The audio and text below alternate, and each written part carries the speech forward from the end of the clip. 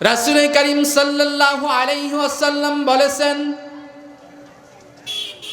কোন ব্যক্তি যদি তার অপর মুসলমান ভাইয়ের জন্য আল্লাহ রাব্বুল আলামিনের কাছে সফলতার প্রার্থনা করে, মাগফিরাতের প্রার্থনা করে, অপর মুসলমান ভাইয়ের জন্য প্রার্থনা করে, যদি আল্লাহ রাব্বুল আলামিনের কাছে কোনো কিছু চায়, তাহলে আল্লাহ রাব্বুল আলামিনের একদল ফেরেশতারা আছে, সেই ফেরেশতারা রব্বুল আলামিনের কাছে গিয়ে প্রার্থনা করে, রব্বুল আলামিন তোমার ওই বান্দা, তোমার ওই প্রার্থনাকারী ব্যক্তি যিনি অপর ভাইয়ের কল্যাণের জন্য তোমার কাছে প্রার্থনা করেছেন, অপর ভাইয়ের সফলতার জন্য তোমার কাছে প্রার্থনা করেছে, অপর ভাইয়ের রোগ মুক্তির জন্য তোমার কাছে প্রার্থনা করেছে, অপর ভাইয়ের বিপদ আপদ দূর করার জন্য তোমার কাছে প্রার্থনা করেছে, রব্বুল আলামিন তোমার ওই বনি আদম, তোমার ওই প্রিয় বান্দা তার অপর ভাইয়ের জন্য যা যা চেয়েছে, রব্বুল আলামিন তার সব কিছুই তুমি ওই বান্দাকেও দিয়ে দাও।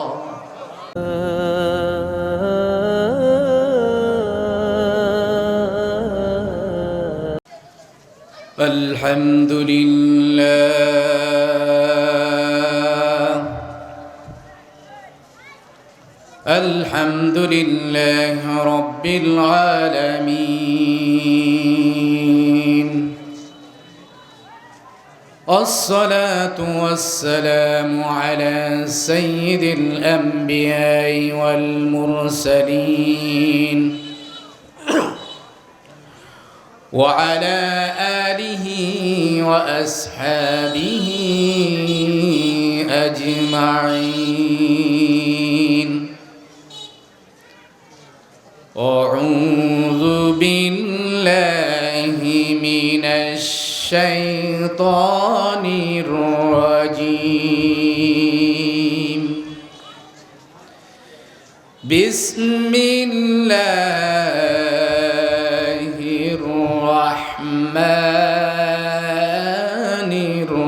الرحيم. الذين يؤمنون بالغيب ويقيمون الصلاة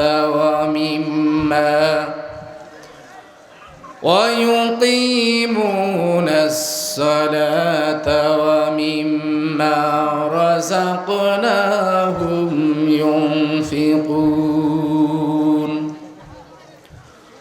وقال تعالى: الذين ينفقون في السراء والضراء والكاظمين الغيظ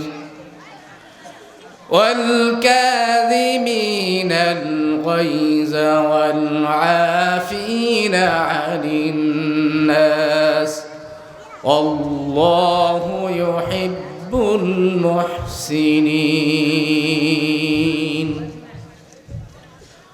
وقال تعالى: أحسب الناس أن يتركوا أن يقولوا آمنا وهم لا يفتنون. وقال تعالى: يا أيها الذين آمنوا اتقوا الله ولتنظر نفس ما قدمت لغد واتقوا الله إن الله خبير بما تعملون. وقال تعالى: الذي خلق الموت والحياة ليبلوكم أيكم أحسن عملا.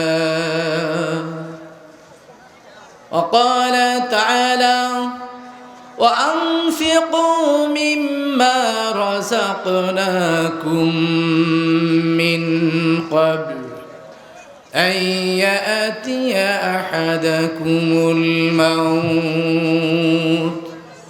فيقول ربي لولا أخرتني إلى أجل قريب فأصدق وأكن من الصالحين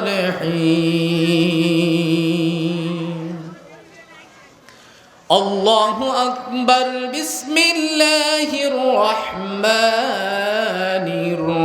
الرحيم إن الله وملائكته يصلون على النبي يا أيها الذين آمنوا صلوا عليه وسلموا تسليما اللهم صل على سيدنا مولانا محمد وعلى آل سيدنا مولانا محمد اللهم صل على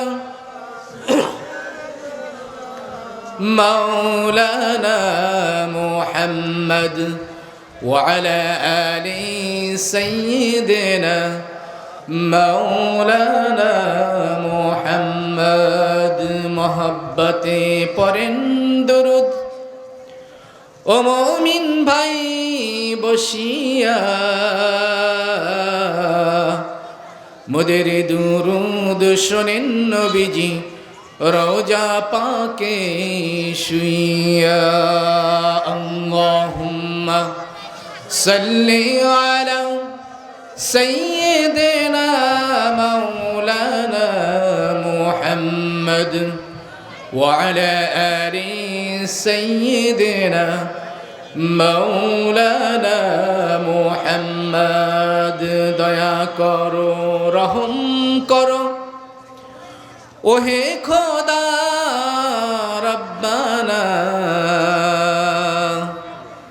তৌফিক দাও না যেতে মোদের ওই যে সোনার মদিনা আল্লাহুম্মা সাল্লি আলা সাইয়্যিদিনা মাওলানা মুহাম্মদ ওয়া আলা আলি সাইয়্যিদিনা মাওলানা মুহাম্মদ পানি পানি শব্দ হবে রোজ হাসরের ময়দানে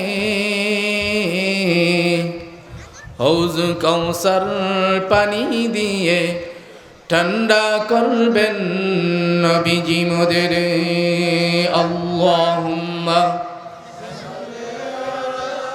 سيدنا مولانا محمد وعلى آل سيدنا مولانا محمد بلغ العلا بكماله كشف الدجى بجماله حسنت جميع خصاله صلوا عليه آله আলহামদুলিল্লাহ সম্মানিত মুসলিয়ানে কেরাম আল্লাহর বান্দা রাসূল আকরাম সাল্লাল্লাহু আলাইহি ওয়াসাল্লামের প্রিয় উম্মতগণ আমরা প্রথমেই শুকরগুজার হচ্ছি দয়াময় মেহেরবান মহান আল্লাহ রব্বুল ইজ্জাত ওয়াল জালালের দরবারে যিনি আমাদেরকে মার্কাজুল নূর মাদ্রাসা গাজীপুরের উদ্যোগে আয়োজিত আজকের এই বিশাল তাফসিরুল কোরআন মাহফিলে আসার বসার এবং আজকের এই আলোকিত বরকতময় আয়োজনে আজকের এই রুহানি বৈঠকে আসার বসার ইসলামী দিন চর্চা করার ইলম চর্চা করার আল্লাহ রাব্বুল আলামিনের এই জিকিরের মজলিসে আমাদেরকে বসার যে আল্লাহ রাব্বুল আলামিন সুযোগ করে দিয়েছেন আসুন সে আল্লাহ রাব্বুল আলামিনের দরবারে আমরা সকলেই একটি আওয়াজ দিয়ে শুকরিয়া আদায় করি আমরা সকলেই বলি আলহামদুলিল্লাহ দুরূদ আর সালাম পেশ করছি তাজেদারে মদিনা, হেদায়েতের সূর্য সন্তান, বিশ্ব সভার সভাপতি, আমাদের প্রাণপ্রিয় নেতা ও নবী মুহাম্মদুর রাসূলুল্লাহ সাল্লাল্লাহু আলাইহি ওয়াসাল্লাম, তার পরিবারবর্গ, তার বংশধর এবং সাহাবায়ে আজমাইনদের প্রতি আল্লাহুম্মা সাল্লি আলাইহি আল্লাহুম্মা বারিক আলাইহি। মাগফিরাত কামনা করছি ওই সমস্ত মর্দে মুজাহিদ ভাইদের প্রতি যারা নিজেরা ইসলামের পথে ইস্তেকামাত থাকতে গিয়ে মানুষদেরকে ইসলামের দিকে ডাকতে গিয়ে আল্লাহর জমিন আল্লাহর দিন প্রতিষ্ঠার স্বপ্ন নিয়ে বাতিলের আঘাতে কবরের বাসিন্দা হয়েছেন। আল্লাহ রব্বুল আলামিন তাদের প্রত্যেককে শহীদ হিসাবে কবুল করে নেন। আমরা সকলে বলি আল্লাহুম্মা আমিন। সম্মানিত ভাই সব, আমিন বলতে কার্পণ্য করা যাবে না, কারণ একজন মুসলমান অপর মুসলমান ভাইয়ের কল্যাণ কামনা করবে, এটা আল্লাহর রাসূল সাল্লাল্লাহু আলাইহি ওয়াসাল্লামের অসংখ্য অগণিত সুন্নাহর মধ্যে অন্যতম একটি সুন্নাহ হচ্ছে এক মুসলমান অপর মুসলমান ভাইয়ের কল্যাণ কামনা করবে, যা রাসূল কারীম সাল্লাল্লাহু আলাইহি ওয়াসাল্লামের সাহাবাগণ অত্যন্ত গুরুত্বের সাথেই আমল করতেন। হাদিসের ভাষায় খয়রুন নাস মা ইয়ানফাউন নাস, সর্বোত্তম মানুষ হচ্ছে তারা যারা নাকি অপর মানুষের, অপর বনি আদমের কল্যাণ কামনা করে, উপকার করে। রাসূল কারীম সাল্লাল্লাহু আলাইহি ওয়াসাল্লাম বলেছেন,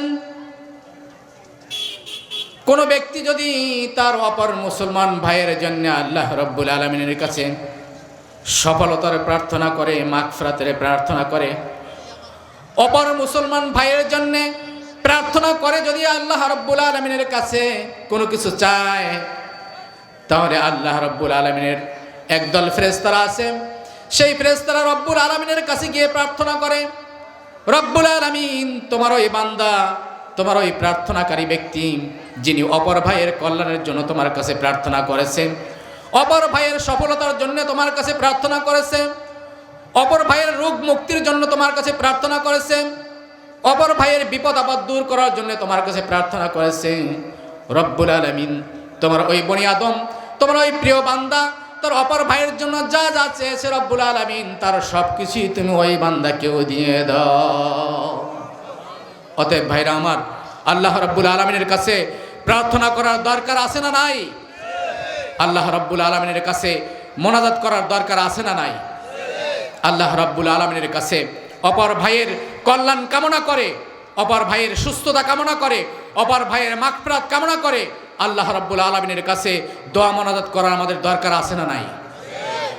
আর তাই তো কবি বলেছেন, পরের জন্যে করলে কিছু নিজের জন্যে করা হয়, আল্লাহ তাআলার তরফ থেকে যায় পাওয়া তার বিনিময়।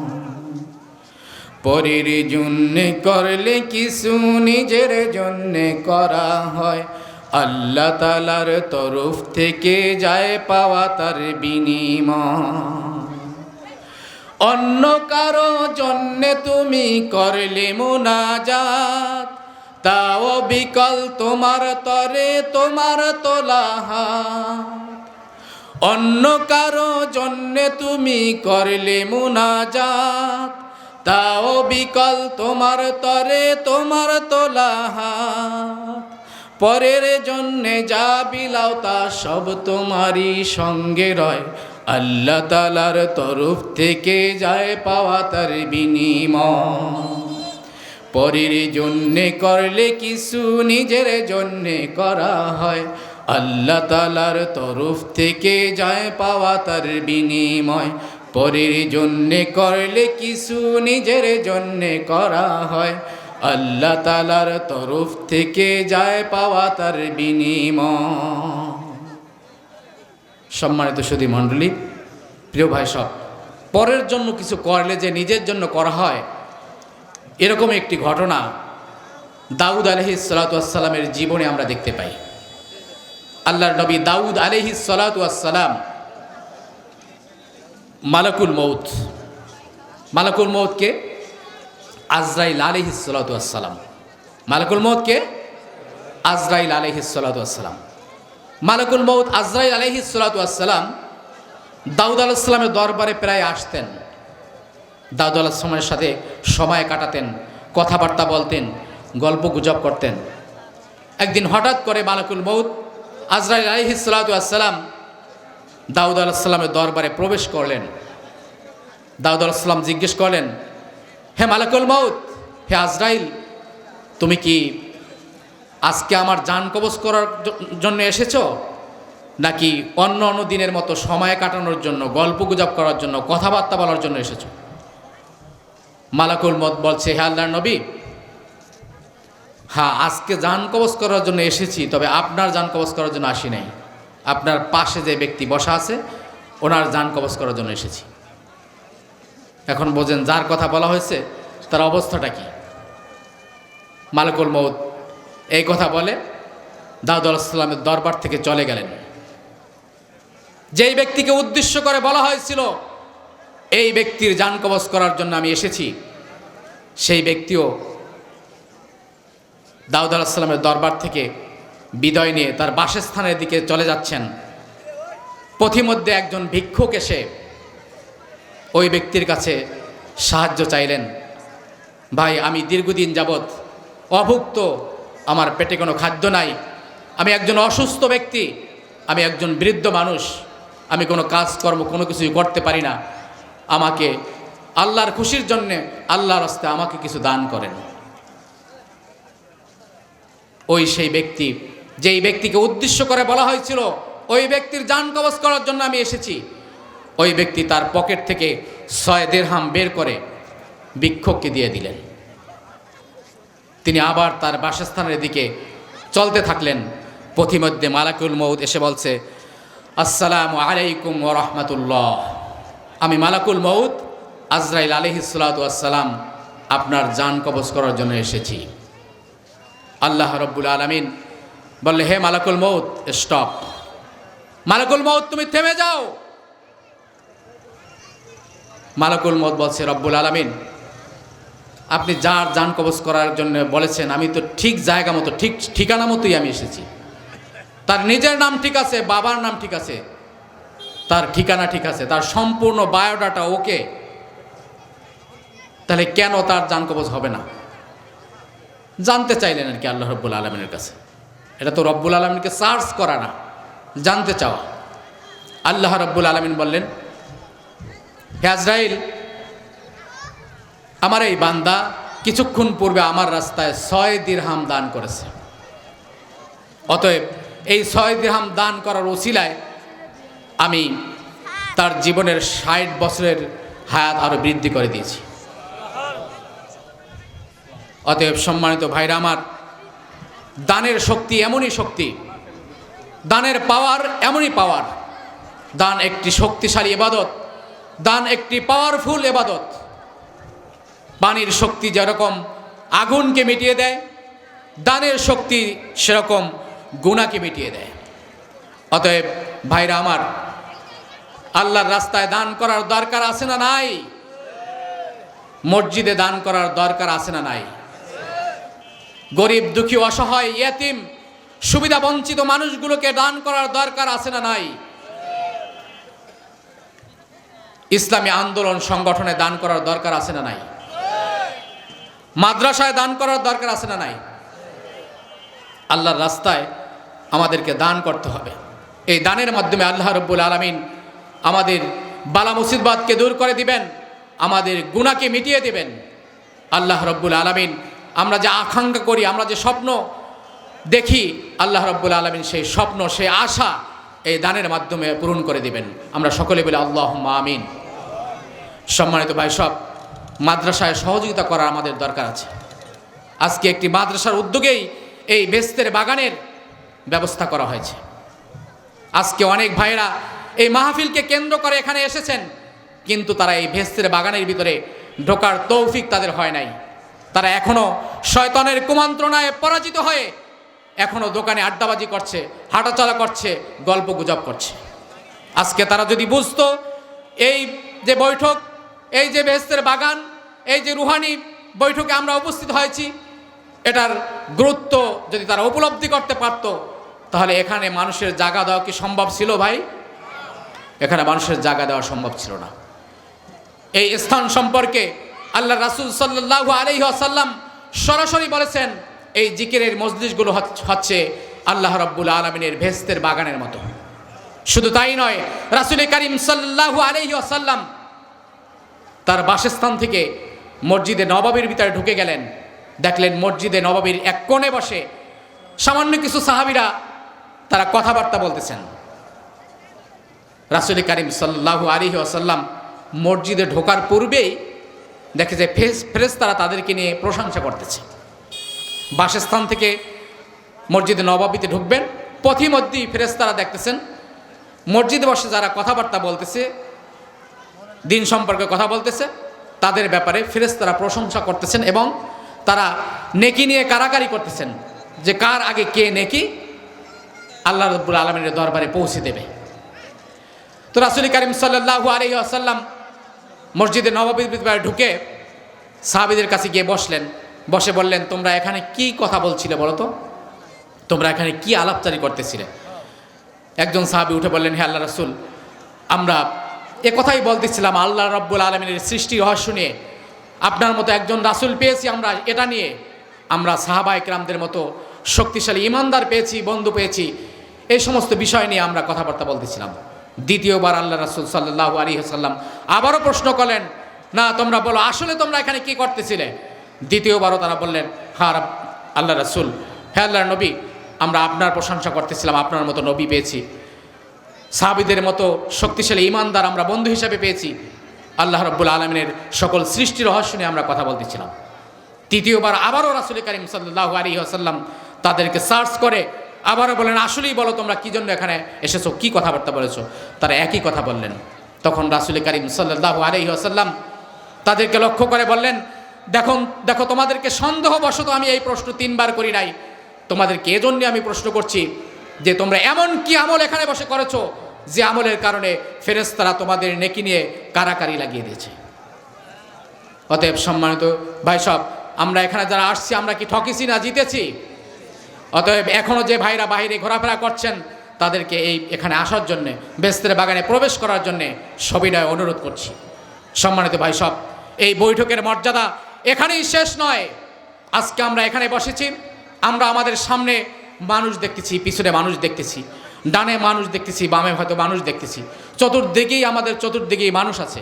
কিন্তু আল্লাহ রাসূল সাল্লাল্লাহু আলাইহি ওয়াসাল্লাম এরকম বৈঠকে উপস্থিত হলে, এরকম রুহানি প্রোগ্রামে উপস্থিত হলে রাসূল করিম সাল্লাল্লাহু আলাইহি ওয়াসাল্লাম তার সামনে ফেরেশতা দেখতেন, তার পিছনে ফেরেশতা দেখতেন, তার ডানে ফেরেশতা দেখতেন, তার বামে ফেরেশতা দেখতেন।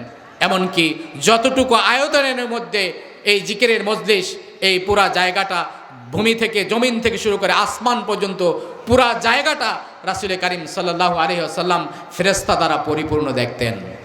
আমরা সকলে জোরে সোরে একবার বলি সুবহানাল্লাহ। শুধু তাই নয় ভাইরা আমার, আজকের এই বৈঠকে যারা আমরা বসেছি, যাদের অন্তরের ভিতরে এই কামনা বাসনা রয়েছে, যাদের অন্তরের ভিতরে এই স্বপ্ন রয়েছে যে আল্লাহর জমিনে আল্লাহর দিন প্রতিষ্ঠা হোক, আল্লাহর জমিনে আল্লাহর আইন চলুক, এই কামনা বাসনা নিয়ে যারা আমরা আজকে এখানে বসেছি, তাদের সম্পর্কে আল্লাহ রাব্বুল আলামিন পুরস্কার ঘোষণা করেছেন এভাবে। আল্লাহ রাব্বুল আলামিন বলেন, ওয়ালা তাহিনু ওয়ালা তাহজানু ওয়া আনতুমুল আ'লাউনা ইন কুনতুম মুমিনিন। তোমরা চিন্তিত হয় না, ভেঙে পড়ো না, তোমরা দুর্বল হয় না, তোমরা মনোবল হারা হয় না, তোমরাই বিজয় হবে যদি তোমরা ঈমানদার হয়ে থাকো। যদি তোমরা ঈমানদার হয়ে থাকো তাহলে তোমরা অবশ্যই বিজয় হবে। কে বলতেছেন ভাই? আল্লাহ রাব্বুল আলামিনের ঘোষণা। এখন আমরা কথা বলবো যে আমরা এখানে উপস্থিত হয়েছি, আমাদেরকে ভালো রাখছেন কে? আমাদেরকে সুস্থ রাখছেন কে? এই বেহেশতের বাগানে পৌঁছে দিয়েছেন কে? এই বিশ্বাস আমাদের সকলের অন্তরে আছে তো নাকি? এই বিশ্বাস যাদের অন্তরে আছে তারাই ঈমানদার। একটা আওয়াজ দিয়ে বলুন, এই বিশ্বাস যাদের অন্তরে আছে তারা কি ঈমানদার? অতএব আমরা সকলেই ঈমানদার।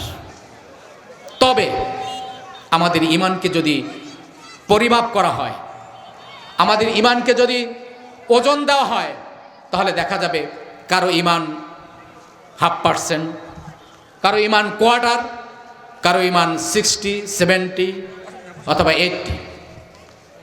বর্তমান পরিবেশে, বর্তমান সময়, বর্তমান জমানায় 100% ঈমানদার খুঁজে পাওয়া খুবই দুষ্কর হয়ে পড়েছে।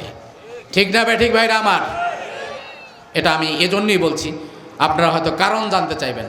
কারণ কি? কারণ হচ্ছে আমরা কেউ আছি শুধু নামাজ নিয়ে, আমরা কেউ আছি কি শুধু নামাজ নিয়ে, আবার কেউ আছি শুধু জিকির নিয়ে, শুধু জিকির নিয়ে, আবার কেউ আছি কি দাওয়াত নিয়ে, ফাজাইল নিয়ে, ফায়দা নিয়ে, আবার কেউ আছে কি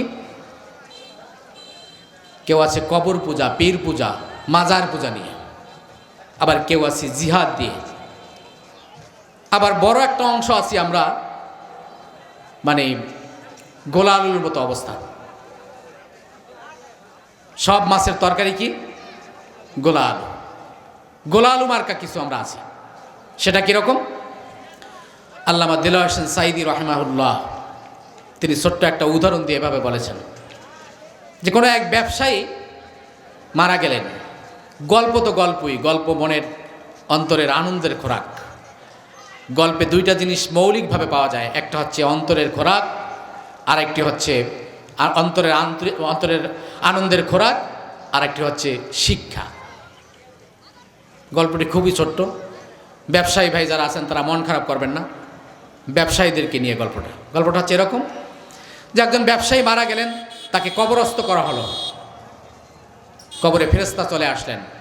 ফেরেশতা জিজ্ঞেস করলেন, ভাই তুমি কি জান্নাতে যেতে চাও নাকি জাহান্নামে যেতে চাও?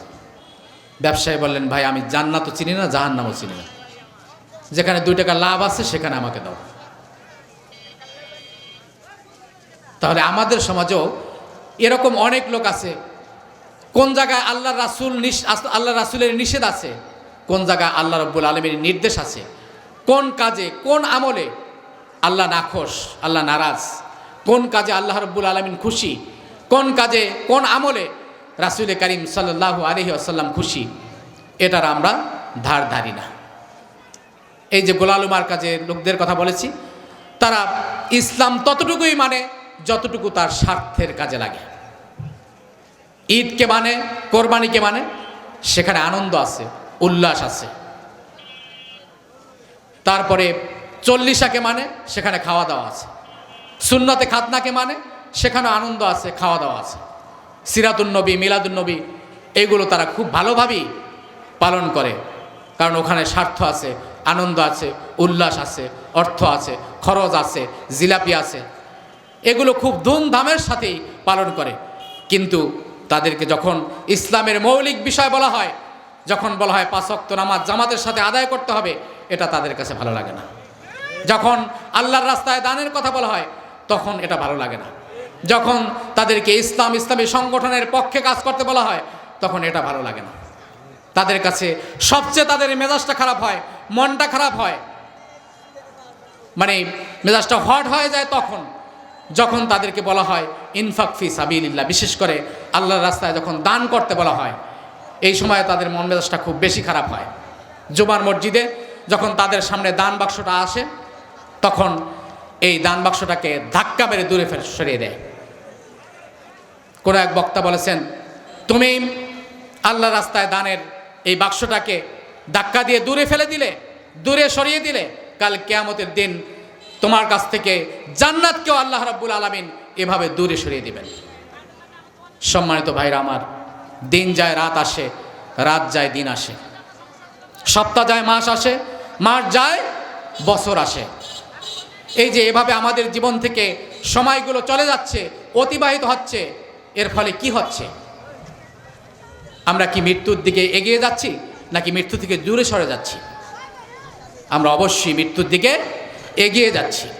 আমাদের বয়স বাড়ে ঠিকই, কিন্তু আমাদের আয়ু কমতেছে। আমাদের জীবনটাকে আমরা একটা মোমবাতির সাথে তুলনা করতে পারি। একটি মোমবাতি যখন জ্বালানো হয়, এই মোমবাতিটা জ্বালানোর পরে সে কি তার শেষের দিকে আসতে থাকে নাকি শুরুর দিকে যাইতে থাকে? অবশ্যই মোমবাতিটি তার শেষের দিকে যেতে থাকে। অতএব আমাদেরকে আমাদের জীবন নিয়ে ভাবতে হবে। একটা লাশ যখন আমাদের সামনে নিয়ে আসা হয়, তখন আমাদের অনুভূতিটা কি হয়? আমাদের অনুভূতি এটাই হওয়া উচিত যে আজকে যে লাশটাকে জানাজার জন্য নিয়ে আসা হয়েছে, এই লাশের মতো আমাকেও একদিন চকলেটের মতো প্যাকেট হয়ে শত শত মানুষের সামনে বিদায় নিতে আসতে হবে। সম্মানিত ভাইরা আমার, একজন নাস্তিক, তিনি আল্লাহকে বিশ্বাস করেন না ঠিকই, কিন্তু তিনিও কিন্তু মৃত্যুকে বিশ্বাস করেন।